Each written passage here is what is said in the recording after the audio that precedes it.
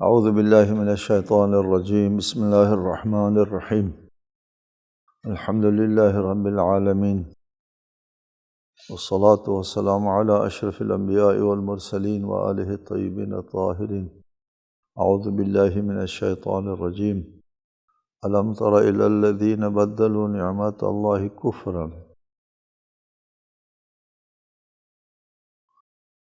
واحلوا قومهم دار البوار جہنم یصلونہا وبئس القرار۔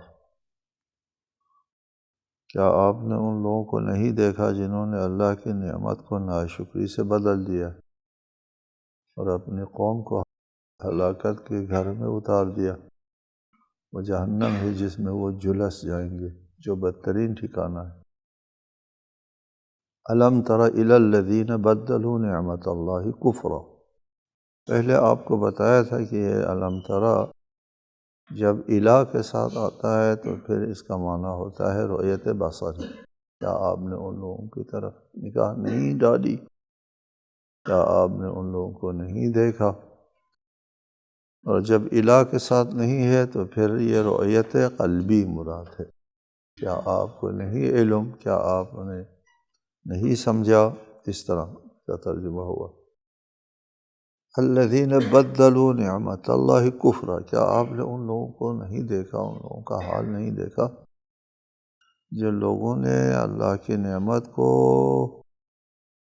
کفران نعمت میں بدل دیا ہے؟ اللہ تعالیٰ نے ایمان کی جو نعمت ان کے لیے فراہم فرمائی تھی اور موقع دیا تھا، وسائل اور اسباب فراہم فرمائے تھے، اس کی جگہ ان لوگوں نے بت پرستی کو اور اللہ اور رسول کے احکام کو مسترد کر کے اس نعمت کو کفر میں بدل دیا۔ وَأَحَلُّوا قَوْمَهُمْ دَارَ الْبَوَارِ، اور اپنی قوم کو ہلاکت کے گھر میں اتار دیا۔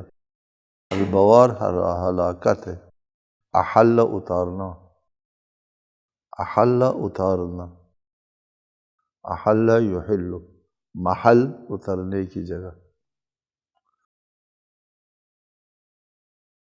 یہ ان لوگوں کے بارے میں ہے یہ آیت جو کافروں اور مشرکوں کی سرداری کرتے تھے،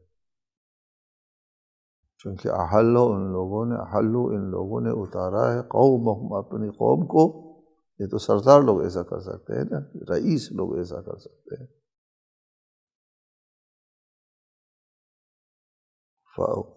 قریش کے جو رؤساء قریش ہے، سرداران قریش، ان کے بارے میں یہ آیت ہے جن لوگوں نے اپنی قوم کو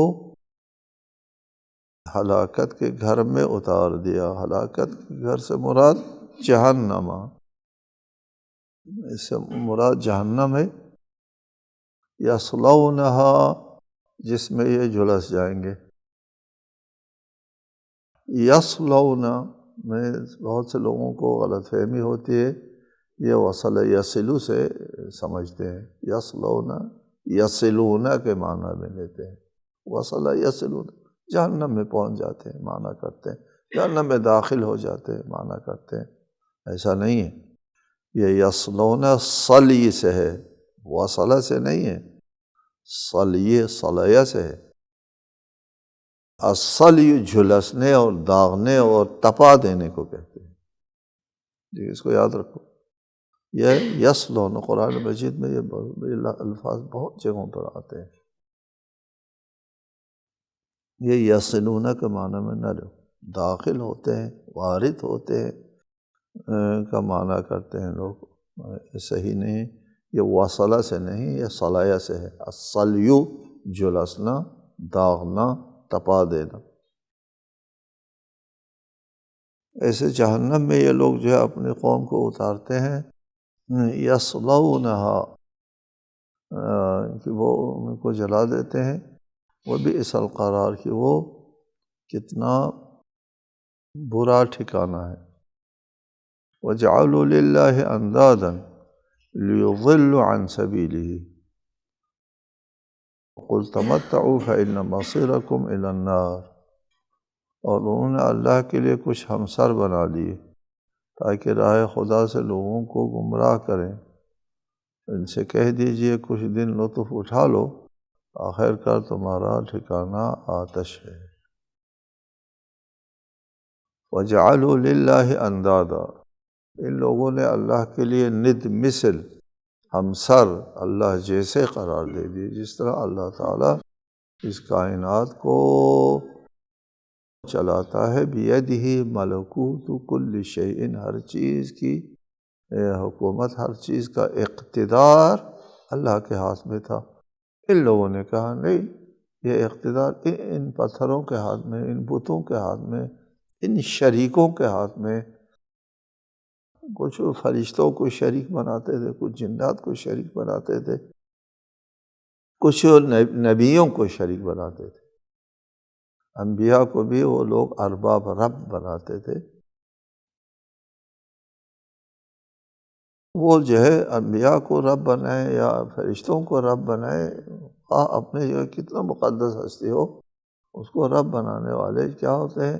وہ اللہ کے مثل قرار دیتے ہیں لوگ۔ وہ اللہ بھی تو روزی دیتا ہے، یہ بھی ہم کو روزی دیتا ہے، اللہ بھی فتح و نصرت دیتا ہے، یہ بھی فتح و نصرت دیتا ہے، اللہ بھی جو ہے وہ کامیابی عنایت فرماتا ہے، یہ بھی کامیابی عنایت، یہ مثل ہو گئے۔ ان لوگوں نے اپنے معبودوں کو اللہ کا مثیل اور اللہ جیسے قرار دے دیا، اور وہ تھے فرشتے، جنات اور پاکیزہ ہستیاں۔ بعد میں ان لوگوں نے اللہ کا مثیل بنا دیا، اللہ جیسے بنا دیے، پھر رفتہ رفتہ ان کی شبیہیں بنانا شروع کر دی۔ اصل معبود تو فرشتے ہیں، اصل معبود تو وہ انبیاء ہیں۔ مثلا حضرت عیسیٰ کو ان لوگوں نے معبود بنا دیا، اور پھر اس کے بعد حضرت عیسیٰ کی شبیہ بنا دیا، یا فرشتوں کی شبیہ بنا دی، کہ فرشتوں کا ایک خیالی شکل انہوں نے ذہن میں اتاری، پھر اس خیالی شکل کے مطابق جو ہے وہ بت تراش دیے۔ وہ شبیہ تھا، اصل معبود نہیں تھا شروع میں، بعد میں یہی بت اصل معبود ہو گئے رفتہ رفتہ۔ بت پرستی مذہب شرک کا بھی انحراف ہے، انحرافی مذہب ہے۔ خود مذہب شرک میں بھی بت پرستی نہیں، مذہب شرک میں شرک پرستی ہے، خدا کے ساتھ کسی کو شریک بناتے ہیں، اور اللہ کے علاوہ اور چیزوں کو اللہ کے شریک بناتے ہیں اور اس کی پرستش کرتے ہیں۔ یہ ہے شرک کا اصل مذہب۔ یہ بت پرستی مشرکین کا بھی انحرافی مذہب، بت پرستی کوئی جو ہے اس کی کوئی بنیاد خود شرک کے مذہب میں بھی نہیں، اور اللہ کے لیے ند بنا دی، یعنی مثل ہمسر بنا دیا اللہ تعالیٰ کے، لِيُضِلُّوا عَنْ سَبِيلِهِ، تاکہ راہ خدا سے ان کو گمراہ کرے۔ راہ خدا یہ تھا کہ اللہ کی پرستش کرو، اللہ کی بندگی کرو، اور اللہ ہی کو رب مانو۔ یہ سبیل خدا تھا، اس سے ان لوگوں کو گمراہ کر کے بتوں کو رب بنا دیا، شریکوں کو رب بنا دیا۔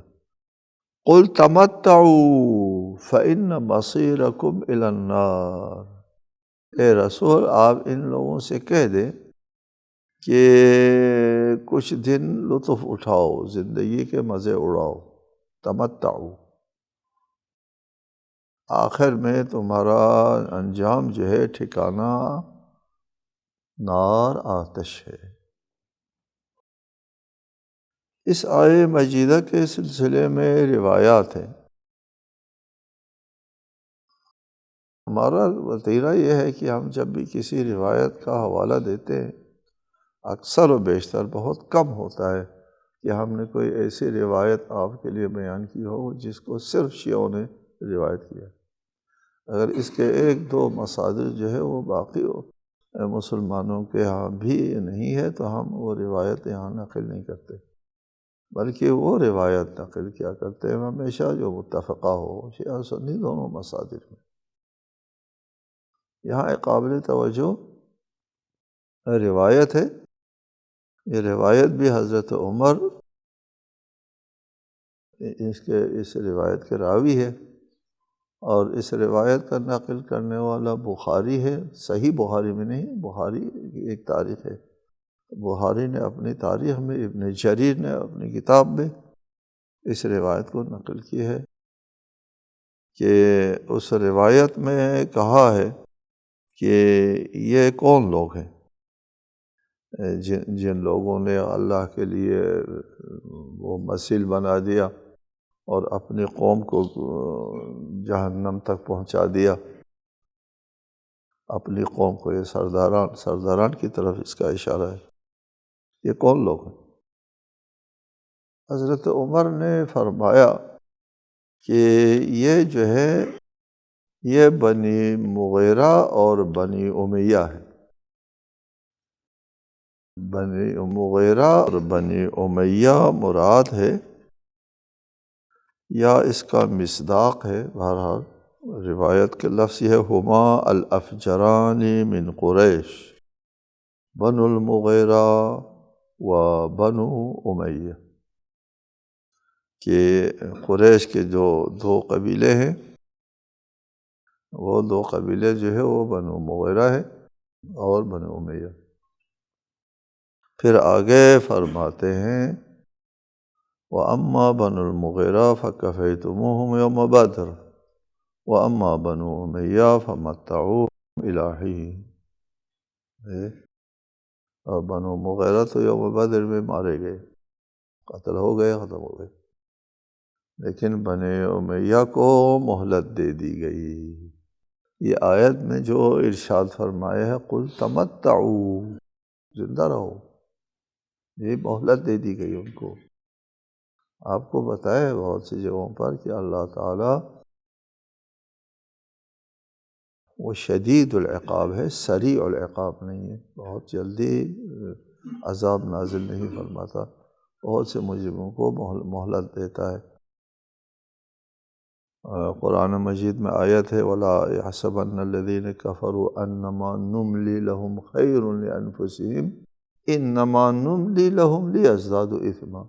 کافر لوگ یہ خیال نہ کرے کہ جو ہم ان کو مہلت دیتے ان میں ان کے لیے بھلائی ہے، ہم ان کو مہلت اس لیے دیتے تاکہ ان کے جرم میں اور اضافہ ہو جائے۔ مجرم اتنا بڑا مجرم ہے، مجرم بہت بڑا نہیں ہے تو ان کو ختم کر دیا جاتا ہے، بہت بڑا مجرم ہے تو ان کو مہلت دی جاتی ہے، مہلت دینا ان کے لیے بہت بڑا عذاب ہے۔ لیزدادوا اثما، ان کے جرم میں اور اضافہ ہو جائے، جب جیسے جرم میں اضافہ ہوتا ہے ان کے عذاب میں بھی اضافہ ہو جائے گا۔ جنت و نار کی زندگی کا اس طرح ہے کہ ایک کافر ہے جہنم میں، دوسرا کافر وہ بھی جہنم میں، اس کا جرم کم ہے، اس کا جرم زیادہ ہے، دونوں آتش میں ہے، لیکن سوزش ایک جیسی نہیں ہوگی۔ جو زیادہ مجرم ہے اس کا عذاب بہت شدید اور زیادہ سخت ہوگا، ایسا نہیں ہوگا کہ ایک جہنم ہے اور ایک جیسے عذاب۔ جنت میں بھی وہی ہے کہ جنت میں یہ بھی جنتی ہے وہ بھی جنتی ہے، اس کا بہت بڑا درجہ ہے اور اس کا کم درجہ ہے، دونوں ہمسایہ، دونوں ساتھ رہتے ہوں گے، لیکن جو کھانا کھائیں گے تو یہ جو بڑا اجر والے کو مزہ زیادہ آئے گا، کم اجر والے کو مزہ کم آئے گا۔ یہ تفاوت ہے وہاں۔ تو لہٰذا یہ جو زیادہ مجرم لوگ ہیں ان کو مہلت دی جاتی ہے تاکہ ان کے جرم میں اضافہ ہو جائے۔ یہ جو مہلت ملی ہے ان لوگوں کو تو یہ اس لیے مہلت ملی ہے، یہ بہت بڑے مجرم تھے، ان کے جرائم جو ہے وہ بہت زیادہ، اس لیے فمت زندگی کرو، مہلت دیتے ہیں تم کو، اپنے جرم میں اضافہ کرنے کے لیے ہم چھوڑ دیتے ہیں تم کو، تاکہ تمہاری سزا جو ہے سخت سے سخت تر ہو جائے۔ قل لعبادی الذین آمنوا یقیموا الصلاة وینفقوا مما رزقناہم سرا وعلانیۃ من قبل ان یأتی یوم لا بیع فیہ ولا خلال۔ میرے ایمان والے بندوں سے کہہ دیجئے کہ نماز قائم کریں اور جو رزق ہم نے انہیں دیا ہے اس میں سے پوشیدہ اور علانیہ طور پر خرچ کریں، اس دن کے آنے سے پہلے جس میں نہ تو سودا ہوگا اور نہ دوستی کام آئے۔ قل لعبادی الذین آمنوا، میرے ان بندوں سے کہہ دیے جو ایمان لے آئے ہیں۔ ایمان لے آنے کے بعد صرف ایمان لے آنا کافی نہیں ہے، یقیم الصلاۃ، نماز قائم کرے۔ اقامہ صلاۃ مطلب جو ہے نماز بشرائطہا و اجزائہا قائم کرے اور اس کی حفاظت کے ساتھ نماز قائم کرے۔ کچھ جاہل لوگ کہتے ہیں نماز قائم کرنا اور ہوتا ہے، پڑھنا اور ہوتا ہے۔ یہ نماز، اقامہ نماز قائم کرنا جو ہے وہ نماز کو ثابت رکھنا، یعنی اس کو یہ کہ ایک دن دو دن نماز پڑھ لی، جیسے کچھ لوگ ہوتے ہیں زندگی میں 2 رکعت نماز پڑھتے ہیں اور پھر وحی کے انتظار میں بیٹھتے ہیں کہ میں نے 2 رکعت نماز پڑھی ہے، اب میرے اوپر وحی نازل ہونا چاہیے۔ اس کو نماز نہیں کہتے، وہ نماز پڑھنا ہے۔ نماز پڑھنا کافی نہیں ہوتا، وہ تو 1 2 3 مرتبہ نماز پڑھ لی۔ اقامہ ہی نماز نہیں ہوا۔ اقامہ ہی نماز یہ ہوتا ہے کہ زندگی بھر، پوری زندگی میں نماز کو نہ چھوڑے اور نماز کو قائم رکھے، دائم رکھے، ثابت رکھے۔ یہ نماز، اقامہ نماز کا مطلب یہ ہے۔ جن کہ کچھ لوگوں نے اقامہ نماز کر دی، باقی سے یہ واجب جو ہے وہ ختم ہو گیا۔ جاہل لوگ کہتے ہیں جو قرآنی صریح آیات کے خلاف۔ وَيُنْفِقُوا مِمَّا رَزَقْنَاهُمْ، اور جو روزی ہم نے ان کو عنایت کی ہے اس میں سے خرچ کرتے ہیں۔ انفق ينفقو، نکالنا، نفقہ کہتے ہیں نکالنے کو، نفق کہتے ہیں سرنگ کو، سرنگ کو اس لیے نفق کہتے ہیں کہ یہاں سے داخل ہوتے ہیں دوسرے نکل جاتے ہیں۔ انفاق کو اس لیے انفاق کہتے ہیں ادھر سے آمدنی ہو گئے اور ادھر سے خرچ کر دیں، آپ کے پاس ٹھہرتا نہیں۔ نفاق کو اس لیے نفاق کہتے ہیں ایمان ادھر سے آیا ادھر سے نکل گیا، اس کے دل میں ایمان رکتا نہیں ہے، وہ منافق۔ ينفقوا مما رزقناهم سرا وعلانیۃ، سرا دے تو کسی کو پتہ نہ چلے، کسی کا انشاءاللہ آپ جب معاشرے میں قدم رکھیں گے تو لوگ آپ کی طرف رجوع کریں گے، محترم لوگ آئیں گے، معزز لوگ آئیں گے، اہل علم آئیں گے، طالب علم آئیں گے، وجیح لوگ آئیں گے، جن کا معاشرے میں احترام ہے، عزت ہے، اس کی آپ مدد کریں گے۔ تو اس طرح مدد ہونا چاہیے کہ کسی کو پتہ نہ چلے، یہ اس کی خفت نہ ہو کہ یہ آپ سے کچھ لے رہا ہے۔ وہ دیکھنے والوں کے درمیان میں تھوڑی سی خفت ہو جاتی ہے، وہ اس سے لے رہا ہے، اس کو خفت کا شکار نہ ہونے دے، سرن دے دے، پتہ نہ چلے، اس کی عزت کے لیے اور اپنے عمل کی مقبولیت کے لیے کہ آپ کا عمل بھی ریا کے شکار نہ ہو، سرن دے دو، اپنے عمل کی قبولیت کے لیے سرن دے دو اور آگے کے عزت و احترام آبرو بچانے کے لیے سرن دے دو، وعلانیتاً دے دو اگر آپ مطعون ہیں معاشرے میں کہ یہ تو دیتا نہیں، کیونکہ دیکھا نہیں آپ کو دیتے ہوئے تو لوگ کہتے ہیں کہ یہ بڑا کنجوس ہے، یہ وہ واجبات بھی ادا نہیں کرتے، تو علناً دے دو تاکہ آپ کی غیبت نہ ہو جائے۔ یہ رحم اللہ من غب الغیبۃ عن نفسہ، اللہ کی رحمت ہو اس شخص کے اوپر جو اپنے سے غیبت کو دفع کرتا ہے، غیبت ہونے نہیں دیتا، غیبت نہیں ہونے دینا چاہیے۔ یعنی اتقوا مواضع التہم، تہمت کی جگہوں سے پرہیز کرو کہ لوگ جو ہے آپ کے اوپر الزام نہ دیں، علانیتاً دے دو۔ من قبل ان یأتی یوم لا بیع فیہ ولا خلال، اس دن کے آنے سے پہلے نماز قائم کرو نماز ہمیشہ قائم کرو۔ ٹھیک ہے جی، نماز قائم کرو اور نماز کو ہاتھ سے نہ جانے دو۔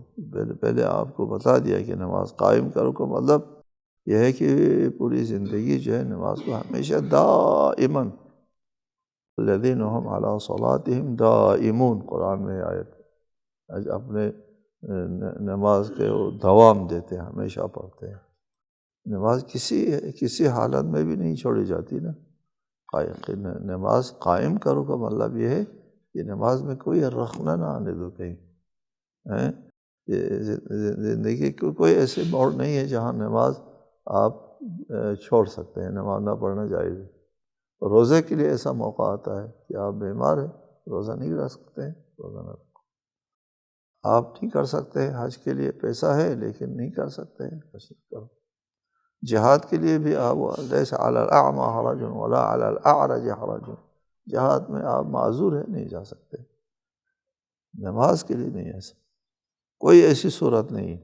اگر آپ کا عقل و ہوش و حواس بچا ہے تو ہر صورت میں نماز پڑھنا ہے، عذر نہیں چلتا کہ جی میں مریض ہوں، میں اٹھ کے نماز نہیں پڑھ سکتا ہوں، بیٹھ کے پڑھو۔ بیٹھ کے نہیں پڑھ سکتا ہوں، لیٹ کے پڑھو۔ لیٹ کے بھی نہیں پڑھ سکتا ہوں، سر کے اشاروں سے پڑھنا ہے، لیٹ کے سر کے اشاروں سے۔ رکوع کے لیے کم اشارہ کرو اور سجدہ کے لیے زیادہ کرو، سر جھکاؤ، اس طرح پڑھو۔ وہ بھی نہیں کر سکتا، یہاں پٹی اور پلستر بندھا ہوا ہے، سر کا اشارہ بھی نہیں ہو سکتا۔ آنکھوں کے اشارے سے پڑھو جی۔ تو کسی کی آنکھوں پر بھی پٹی ہے اور کوئی حادثہ ہوا تو کیا ہوا تھا، آنکھوں کو بھی کھولنا اور بند کرنا جو ہے وہ ممکن نہیں ہے۔ دل ہی دل میں پڑھو۔ کوئی ایسی صورت لا تترک بحال، کوئی ایسی صورت نہیں ہے کہ آپ ہوش و حواس میں ہو، بے ہوش ہے یا دیوانہ ہے تو ٹھیک ہے، وہ مکلف نہیں۔ ہوش و حواس میں ہے۔ ہمارے یہاں تو کپڑا نجس ہے اس لیے یہ نماز چھوڑ دیتے۔ یار آپ کے پاس اگر پاک کپڑا نہیں ہے، اسے نجس کپڑوں میں نماز ہو جاتی ہے، چونکہ نہیں ہے آپ کے پاس، ممکن نہیں ہے۔ جو ممکن نہیں ہے اس کی تکلیف نہیں ہے۔ جب بھی کوئی واجب آپ کے اوپر ذمہ داری آتی ہے، وہ ممکن نہ ہو تو پھر وہ تکلیف اٹھ جاتی، ممکن نہیں ہے اٹھ جاتی۔ یہ نہیں کہ نماز ترک کرو، ایسا نہیں، نماز نہیں اٹھتی۔ نماز کے لیے جو کپڑا پاک ہونے کی جو شرط ہے وہ شرط اٹھ جاتی، ٹھیک ہے۔ قل لعبادی الذین آمنوا، میرے بندوں سے کہو، میرے بندوں سے۔ خدا پیار اور محبت کے ساتھ جو ہے وہ ارشاد فرماتا ہے کہ وہ نماز قائم کرے اور راہ خدا میں خرچ کرے، اس دن کے آنے سے پہلے یہ کام کرے کہ نماز قائم کر کے اللہ کے ساتھ اپنا رابطہ ٹھیک رکھو، اور خرچ کر کے مخلوق کے ساتھ ساتھ اپنا رابطہ ٹھیک رکھو۔ خالق اور مخلوق دونوں کے ساتھ رابطہ ٹھیک رکھو تو قیامت کے دن تمہارا یہ دو چیزیں کام آ جائیں گی۔ من قبل ان یأتی یوم، اس دن کے آنے سے پہلے، لا بیع فیہ، اس دن کوئی معاملہ معاوضہ نہیں ہوگا، بیع نہیں ہوگا، معاملہ نہیں ہوگا۔ یار یہ میری چیز لے لو اور اس کے عوض میں مجھے اس عذاب سے چھڑا دو، حساب کتاب سے چھڑا دو، حقوق الناس سے چھڑا دو، یہ پیسہ لے لو، یہ مال لے لو، بیع نہیں ہوگا۔ آپ کے جسم کے اوپر، آپ کے تن کے اوپر کپڑے بھی نہیں ہوں گے، کس چیز کے ساتھ معاملہ کریں گے؟ بیع کریں، کوئی کسی چیز کا مالک نہیں ہوگا وہاں پر۔ جس طرح دنیا میں انسان اکیلا آیا تھا، کچھ بھی نہیں تھا، عریان تھا، اسی طرح عریان حالت میں اٹھایا جائے گا، کچھ بھی نہیں ہوگا اس کے ہاتھ میں، کس چیز کا بیع و معاملہ و معاوضہ ہوگا، کچھ نہیں چلتا۔ ولا خلال، نہ دوستی چلتی ہے۔ یاری تھی، دوستی تھی، دنیا میں اپنے دوست یار کے بارے میں تو بہت کچھ کر گزرے، گناہ کیا اور جرم کیا، حقوق الناس، حقوق اللہ اپنے سر پہ لے لیا اپنے دوست کے خاطر۔ وہاں اسی دوست سے کہیں گے یار میں نے دنیا میں تو تمہارے لیے بہت کچھ کیا ہے، ابھی یہاں میرے لیے کچھ کرو۔ وہ کہیں گے میں تم سے زیادہ بیچارہ ہوں، میں کیا کر سکتا ہوں، کوئی دوست کسی کا کام نہیں آئے گا۔ کب؟ اگر نماز نہ پڑھو اور انفاق نہ کرو۔ قرآن کا مفہوم یہ ہے کہ میرے بندوں سے کہو نماز قائم کرو اور انفاق کرو، راہ خدا میں خرچ کرو، اس دن کے آنے سے پہلے جس میں نہ دوستی کام آئے گی، نہ کوئی معاوضہ اور معاملہ چلے گا وہاں پر۔ اس دن کے آنے سے پہلے نماز پڑھو، انفاق کرو۔ اگر نماز پڑھی اور انفاق کیا تو اس دن میں دوست کام آ جائیں گے، یہ معاوضہ بھی ہوگا۔ مفہوم یہ ہے، معاوضہ کیا ہوگا؟ آپ کے پاس مال ہوگا نہیں، شفاعت ہوتی ہے، سفارش ہوتی ہے۔ الاخلاء یومئذ بعضهم لبعض عدو الا المتقین، قرآن خود کہتا ہے الاخلاء، دوست اس دن ایک دوسرے کے دشمن ہو جائیں گے سوائے اہل تقویٰ کے۔ اہل تقویٰ ایک دوسرے کے دشمن نہیں ہوں گے، ایک دوسرے کی شفاعت کریں گے، ایک دوسرے کے کام آئیں گے۔ وہاں بھی کہا ہے نہیں کہ المال والبنون زینت الحیات الدنیا، مال اور اولاد جو ہے وہ قیامت کے دن کام نہیں، لیکن متقین اور مومنین کے لیے اولاد بھی کام آئے گی۔ آپ کو پہلے کسی موقع پر بتایا تھا کہ اولاد بھی اپنے والدین کو یہ کی شفاعت کر کے اپنے درجے کے اوپر فائز کرتے ہیں۔ السلام علیکم ورحمۃ اللہ۔